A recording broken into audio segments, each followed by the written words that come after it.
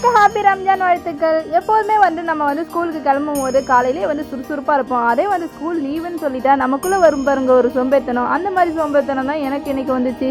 காலைல எழுந்திரிச்சு பூஜை பண்ணலான்னு கிளம்பும் போது காலைல என்னால் ஏந்திரிக்க முடியல. ஸ்கூல் லீவு தான் அப்படிங்கும் போது அலாரத்தை கரெக்டாக வச்சேனான்னு தெரியல, அடிக்காதனால ஏந்திரிக்கவும் இல்லை.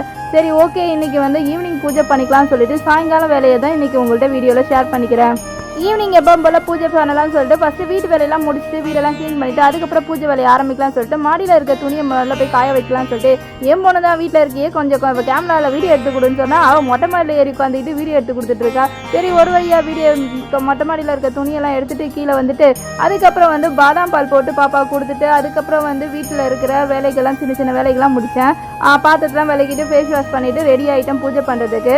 பூஜை பண்ணாமல் இருந்தாலே நமக்கு ஒரு ஃபீல் இருக்கும் பாருங்கள், அது நிஜமாவே எனக்கு ஒரு மாதிரி இருக்கும்.